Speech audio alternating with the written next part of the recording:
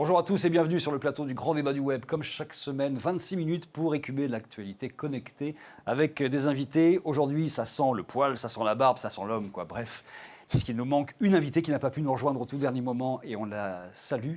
Et on a donc des habitués de ce plateau pour parler à la fois du modèle publicitaire sur le web. Est-ce que c'est vraiment quelque chose qu'il faut remettre en cause de façon assez radicale? Ce sera le premier sujet. Et puis parler de Snapchat également, un sujet qui est purement dans notre génération. En fait, Snapchat, c'est qu'on est complètement la cible de Snapchat. C'est pour ça qu'on va se permettre de se demander si Snapchat fait vraiment le spectacle. Cette émission, elle est en Facebook Live en même temps qu'elle est enregistrée et elle est publiée en fait sur Digital Business News, sur Capital.fr, sur plein d'endroits différents, sur Demain, la chaîne Demain également, le lendemain de cet enregistrement. Donc on va pouvoir interagir avec ceux qui sont sur Facebook Live et qui nous disent, qui nous entendent, que tout va bien. Donc merci à vous d'être présents et salut à Fabrice Epelboin.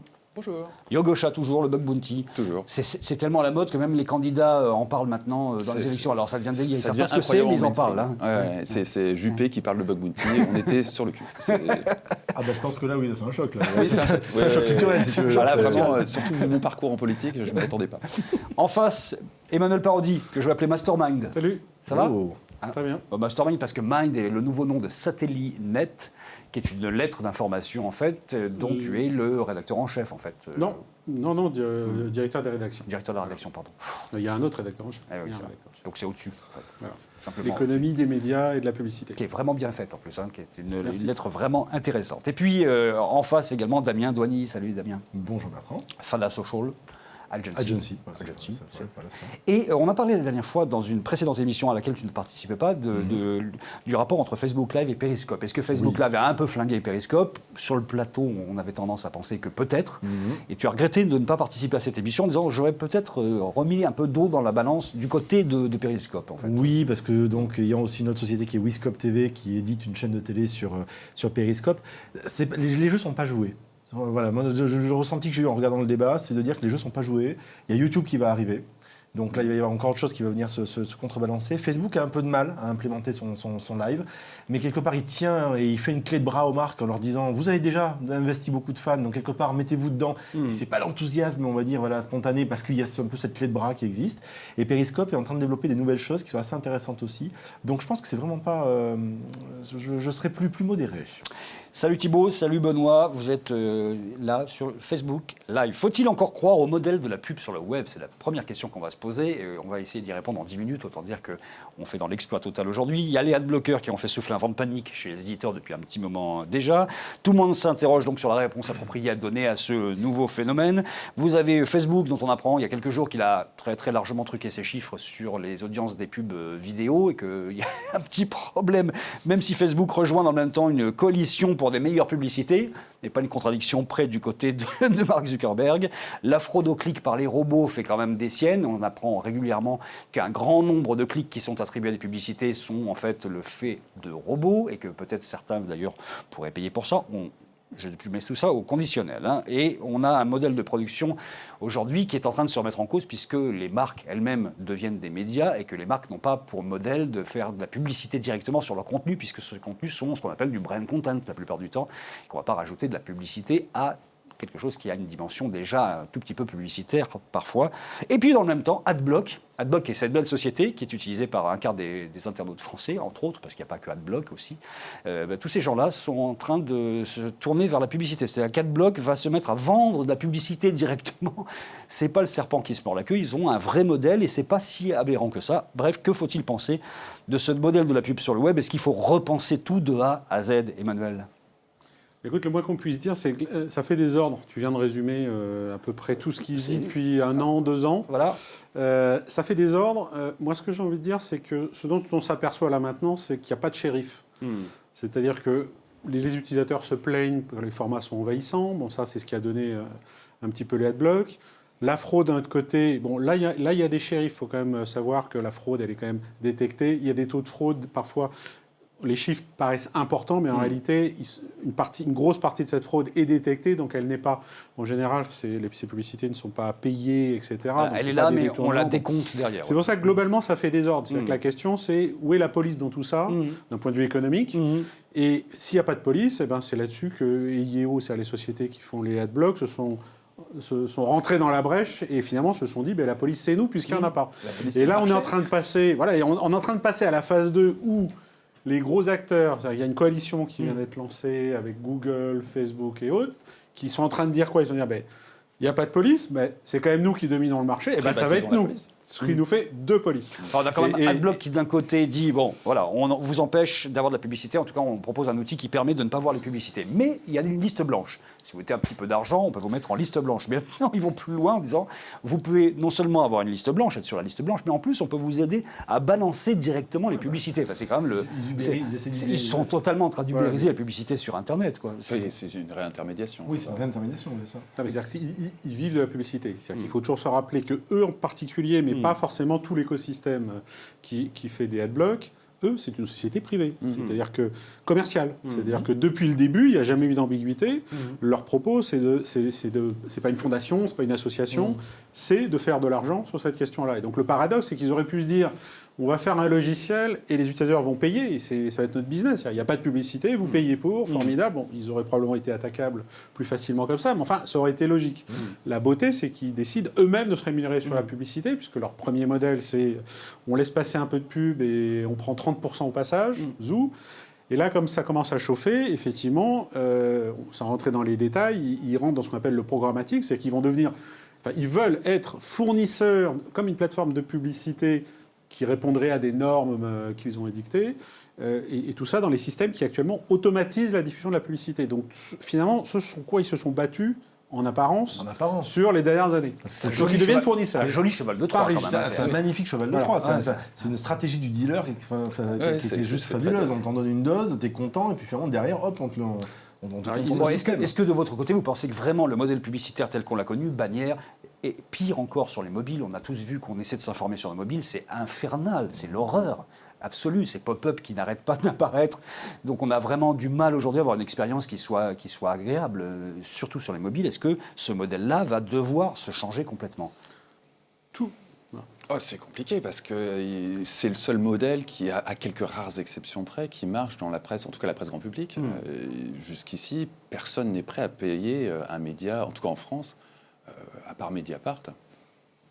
Personne n'a réussi ce challenge de faire payer pour l'information. Et pourquoi c'est à peu près la même partout. Donc, dans la mesure où l'essentiel de l'information qu'on a dans la presse française, c'est du dérivé d'AFP, la plus-value n'est pas évidente. Et si on imaginait des micro-paiements, par exemple, c'est-à-dire qu'on paierait il y pour avait lire un cette article expérience quelques 3 centimes, quelque chose comme ça, on aurait une Il y a sorte de aujourd'hui, crédit. ça marche mais si pas on tant généralise que ça. ça un petit peu, c'est-à-dire que ça coûterait vraiment pas cher, mais ce serait déjà un petit quelque chose. Mais la question, c'est est-ce que ça rémunère la production d'informations? Donc, J'en ai bien d'accord. ces modes-là sont des modes additionnels, mais ne permettent pas actuellement d'être un mode économique alternatif. Ça l'était pas qu'il avant faut- les adblocks déjà. Hein. Oui, mais- C'était un modèle économique foireux avant qu'il même faut- qu'il soit attaqué. Ce qu'il faut savoir, c'est qu'au moment où on parle, en ce moment, toute l'industrie est en train de revoir ses cartons. C'est-à-dire que là, au moment où on parle, l'IAB aux États-Unis vient d'annoncer qu'il lançait des chantiers pour revoir complètement tous les formats qu'on connaît. C'est-à-dire qu'ils vont proposer d'autres qui sont plus respectueux, etc. Donc on n'est pas dans une discussion de plus de publicité, ça c'est clair, parce que je suis d'accord avec Fabrice. Tant que les gens ne voudront pas payer pour leurs services, ne voudront pas se protéger, etc., eh ben, on voudra leur donner, ils se rémunéreront en donnant leurs données, d'une manière ou d'une autre, ou ça sera la publicité qui paiera les la contenus. publicité, Donc, on leur donne les données. Il y a une intrusion oui, sur c'est la pour ça vie que je privée dis considérable. payer avec les données, parce que quelque part, ils acceptent, volontairement ou non d'ailleurs, en tout cas en toute conscience ou pas, finalement de laisser exploiter leurs données en échange de la gratuité des services. Les réseaux sociaux, fondamentalement, c'est ça. Oui, mais personne ne sait vraiment dans le fond ce truc-là. C'est que le système, il est basé sur quelque chose qui est là depuis des années. C'est en gros, TF1, c'est payé par de la pub, c'est gratuit, ben je veux la même chose. Il y a l'illusion du web gratuit, quand j'ai l'illusion qui est liée à l'ADN lui-même du web, ce partage d'informations, etc., qui fait que ça ne peut pas être gratuit.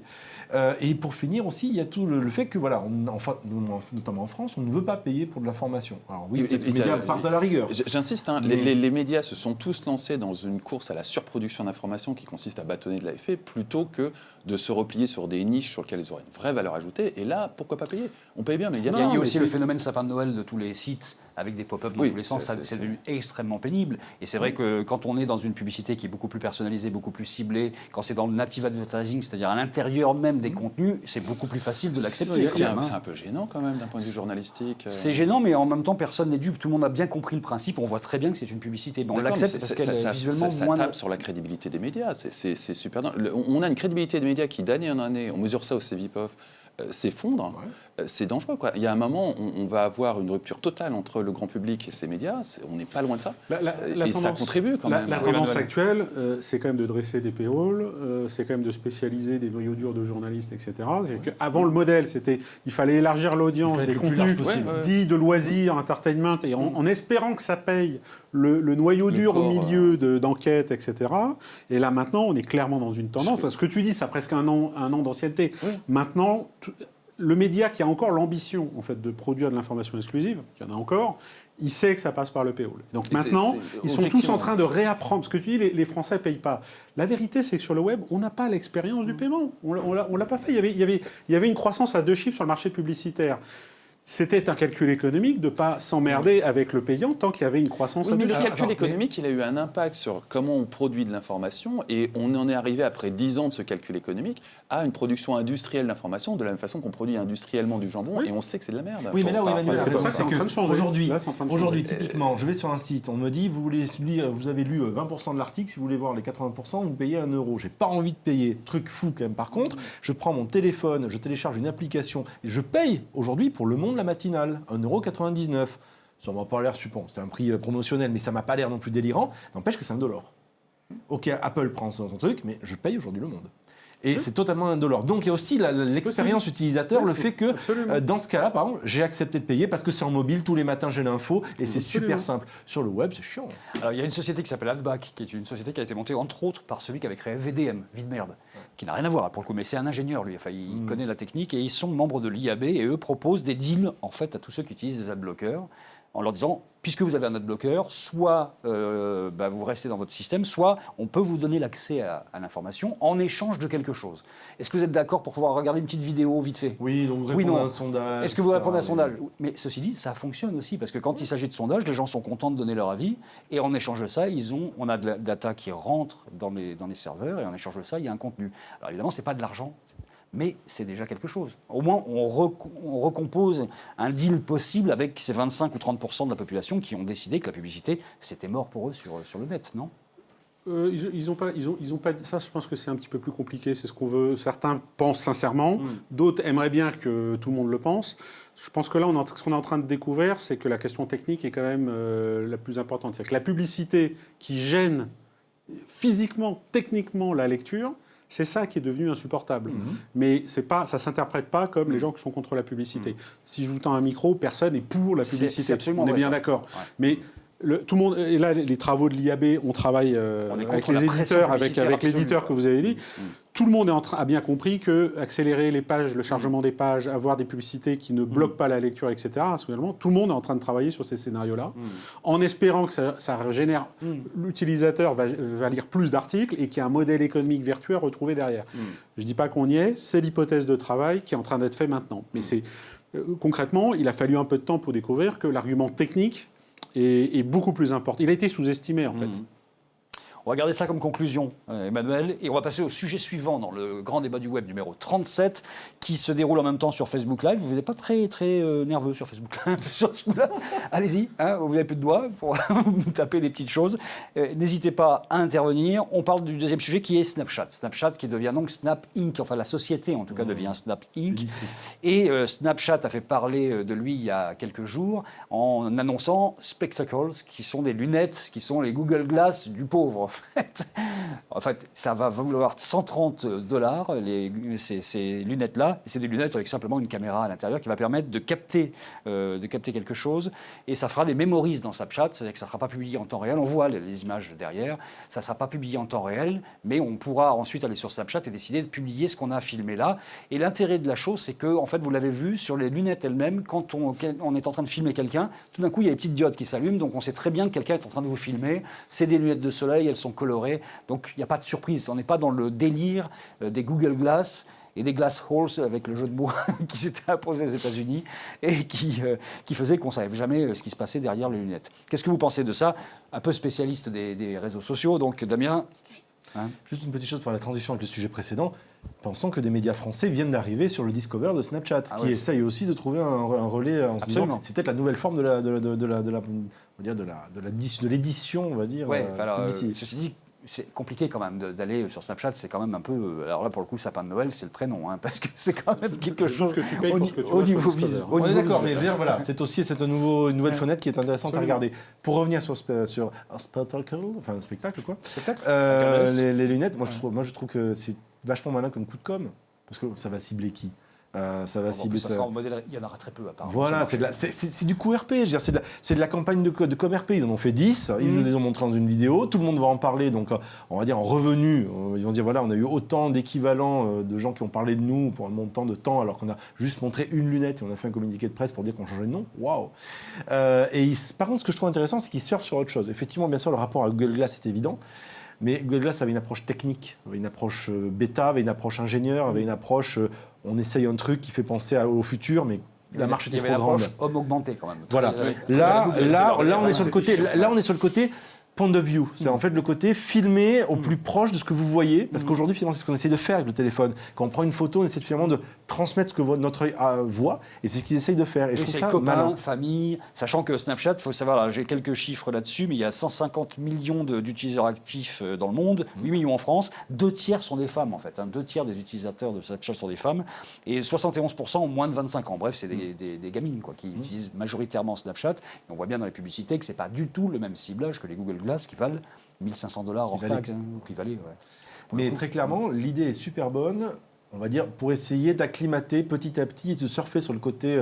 On a des lunettes qui vont faire des choses. Demain, peut-être qu'il y aura des choses qui s'afficheront dans les verres. Là, aujourd'hui, vous pouvez déjà transmettre ce que vous voyez, donc se rapprocher de l'émotion. Il y a quelque chose qui est intéressant. C'est sympa parce que c'est assez ludique. On voit très bien que quelqu'un est en train de filmer, il n'y a pas de surprise. Donc c'est comme avec un téléphone, on est au courant, on voit très bien qu'on est visé. Donc finalement, c'est un petit côté ludique qui finalement est plus léger que ce qu'on commençait à nous imposer avec les Google Glass, où on a quand même frémi un petit peu en se disant dans quel monde on est. Ils sont probablement aperçus que les Google Glass, vraiment, c'était trop flippant. Donc là, ils commencent doucement. Tu commences par le doigt, quoi. Oui, mais non, c'est pas le même ciblage, en fait.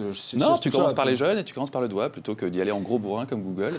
Et on commence par les jeunes qui, à mon avis, ont beaucoup moins de barrières à l'entrée ou de réflexion. Tu dérapes. C'est toi qui parlais de point of view. Bref, il y a beaucoup moins. Je veux dire, il y a une acclimatation par rapport à ces médias-là. Il y a beaucoup moins de peur, à mon sens, sur les populations jeunes d'utiliser ce genre de choses-là que sur les populations un peu plus âgées. Enfin bon, j'ai Fabrice à côté de moi qui pourra de son grand âge nous dire ça. Emmanuel. Ils refont le coup de la GoPro aussi. C'est-à-dire que, souvenez-vous, GoPro, quand c'est sorti, une caméra, ça permettait de faire des choses totalement nouvelles. Et tout d'un coup, GoPro, même premier surpris, a vu débouler sur YouTube des millions de vidéos. Et ça veut dire que c'est l'utilisateur qui font le marketing, ça déroule tout seul. Et Snapchat, ils savent ça, ils veulent surfer sur à la fois la même dynamique, et ensuite ils ont un réseau social qu'il faut alimenter. C'est-à-dire qu'après, le but, l'enjeu de la vidéo sur les réseaux sociaux, à 2 étapes, c'est la pub. C'est aussi la pub, qui est la mieux valorisée, etc. Donc comment générer des millions de vidéos qui seront autant de supports de publicité à un moment ou à un autre? Eh ben, le mieux, c'est d'aller filer directement les caméras aux utilisateurs. Alors, ceci dit, $129, c'est pas cher par rapport à la Google Glass. Ceci dit, par rapport à la cible, est-ce que ça va être le cadeau de Noël pour des jeunes et des enfants? C'est pas sûr non plus. Donc, le pari, c'est pas si simple quand même comme pari. Là, pour l'instant, ça ressemble à des lunettes qui vont être offertes à 3 journalistes et demi dans la Silicon Valley. C'est un QRP. Mais ceci dit, il y a peut-être une vraie demande pour ça. C'est ça le coup génial de Snapchat. C'est qu'en fait, on se dit, tiens, mais ces lunettes, c'est sympa en fait. C'est qu'on est en vacances, on est tranquille, boum, on appuie sur la branche des lunettes et on filme quelque chose. Il y a quand même quelque chose d'intéressant. Et là où Emmanuel a raison, c'est quand même qu'on est en train tous les médias et tous les réseaux sociaux, surtout, sont en train d'aller vers la vidéo à fond. Donc si on peut fabriquer la vidéo sous couvert du réseau social directement, c'est génial parce que c'est là que ça se passe. Quand même. Et pour aller dans ton sens aussi, c'est que comme il y a besoin de produire du contenu, là, ils produisent un outil qui est sur mesure pour eux, parce qu'en fait, la vision de la caméra est de 115 degrés, donc c'est assez large. Donc, Voilà, oui, c'est même circulaire. donc, ce qui fait que ils ont un outil qui est fait pour produire du contenu adapté au format, à la différence typiquement de Periscope ou Facebook Live, qui disent utilisez ce que vous avez. Alors c'est bien parce qu'on l'a tous, mais vous devez passer par il faut rentrer dans le système, etc., dans l'application pour le faire.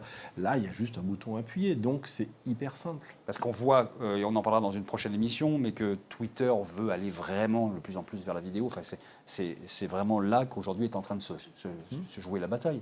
Donc Snapchat, on est vraiment sur des ciblages qui sont un petit peu différents. Là, et pour l'instant, qui a été capable d'aller chercher les utilisateurs les plus jeunes sur de la production vidéo, de l'échange vidéo? YouTube, en partie.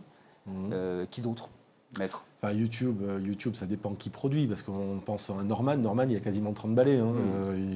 Mais il est regardé par des gamins ou des gamines de 15-16 ans. Donc il faut pas confondre ceux qui regardent. Font leur petite vidéo YouTube de temps en temps quand même avec oui, leurs mais copains. ça reste, on va dire, voilà, ça reste anecdotique. anecdotique. Là, on est sur quelque chose qui a une volonté de masse, même si c'est un coup de com'.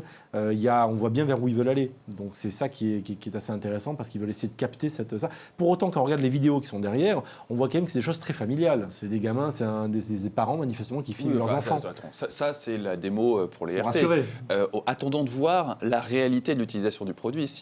Moi, je veux dire, moi, je vous fais un pari. Je vous fais un pari ici, c'est que ces trucs-là, ils vont les filer. Il y en a une dizaine, ils vont les filer à des stars. Au prochain événement qui sera, parce qu'il là, il va y avoir bientôt les Oscars, donc il y en aura. Qui en auront. Ils vont publier sur leur compte Snapchat. Donc, quelque part, ils vont essayer de choper ce qu'essaie de faire aujourd'hui Facebook avec Facebook Live, qui essaie de s'arroger les services de stars, qui racontent des choses ou qui jouent de la guitare, comme le leader des Insus. Comment il s'appelle? Son nom m'échappe, voilà, tout de suite. Jean-Louis Aubert. Merci de m'aider. Jean-Louis Aubert. Donc, ils essaient de capter ça. Donc, oui, je vois bien jouer plutôt ce coup-là, ce coup à billard à deux bandes. J'ai pas tout entendu, mon téléphone a sonné pendant ça. T'as rien écouté en fait. J'ai rien écouté en fait. C'est intéressant ce qu'il a raconté ou pas, non? Oui, hein, ça fait sens. Parce qu'en fait, on est sur Facebook Live, donc mon téléphone est branché. Donc il utilisation en tête, mais effectivement, celle-là. Emmanuel, c'est donc le marché publicitaire en fait qui intéresse tous ces braves gens autour de la vidéo. En fait, c'est vraiment ça. Non, mais ça ne t'a pas échappé. Oui, mais à la fois, pour l'instant, Snapchat, il faut en profiter. On est encore dans la phase sympathique, c'est-à-dire que c'est frais, nous, on n'arrive pas à le faire fonctionner. C'est un truc pour les mômes, c'est frais, c'est sympathique. Il n'y a pas trop de pub, on en parle, mais dans les faits, il n'y a pas trop de pub. Ils sont en train d'alimenter la machine. Le but, c'est de savoir si ça va générer des vrais usages de durée. Là, les vidéos, c'est 10 secondes. C'est du jetable. Hein. On est dans un concept de totalement jetable. Ça va moins rigoler quand la machinerie publicitaire va exiger des retours sur investissement, va exiger les KPI, des objectifs à atteindre, etc. Là, on parlait de Facebook. Tout le monde est à peu près d'accord pour ne pas emmerder les gens. Il ne faut pas qu'il y ait le son enclenché. On voit arriver les études qui disent « Ah, mais quand même, avec le son, c'est quand même mieux, etc. » Donc, tout d'un coup, c'est moins cool. Donc, ces environnements-là, s'ils continuent à être financés par la publicité, le vrai enjeu pour eux, c'est quel type de publicité est capable de soutenir leur croissance, leurs innovations. Twitter est en train de se fracasser contre le mur sur cette question-là. Ce qui se profile derrière quand même à terme, et c'est un vieux serpent de mer, mais enfin, c'est quand même des gens qui vont avoir une paire de lunettes qui va leur permettre de montrer leur vie absolument passionnante jusque dans les toilettes, 24 heures sur 24. C'est à peu près ça ce qui se profile concrètement. C'est pas déjà le cas avec le téléphone mobile? C'est un peu le cas, mais pas tant que ça. Et on va avoir des gens qui risquent d'être payés par des marques pour tout d'un coup montrer leur vie insipide et d'une certaine façon ubériser la télé-réalité d'une certaine façon avec des millions de gens comme ça. D'un point de vue juridique quand même. Il y a des trucs comme le droit à l'image qui posent un sérieux problème pour faire ça. Enfin, là, aujourd'hui, le droit à l'image prend quand même une claque dès l'instant où tout le monde a un téléphone et filme à peu près tout le monde et n'importe qui à n'importe quel moment. Donc, mais il suffit de quelques affaires pour que ça peut vraiment dégénérer d'un point de vue juridique assez gravement dans des juridictions. L'autre aspect de la discussion, ce sont des plateformes, ce ne sont pas des éditeurs, c'est vous qui prenez la responsabilité de publier, etc. Le premier qui va manger. Sauf que la loi va changer. Il va vraiment manger pour tout le monde. Il y aura certainement quelques agneaux sacrificiels, mais la LCN va évoluer et le rôle de la police va se privatiser comme partout. Et Snapchat aura de toute façon un rôle à jouer dans la police qui fera sur ses contenus. Et des contenus créés avec des lunettes portables, Dieu sait ce que ça peut donner. Ça peut... Moi, je suis quand même étonné parce que ça fait 24 minutes qu'on fait cette émission. Le mot police est sorti plusieurs fois, pas encore le mot NSA.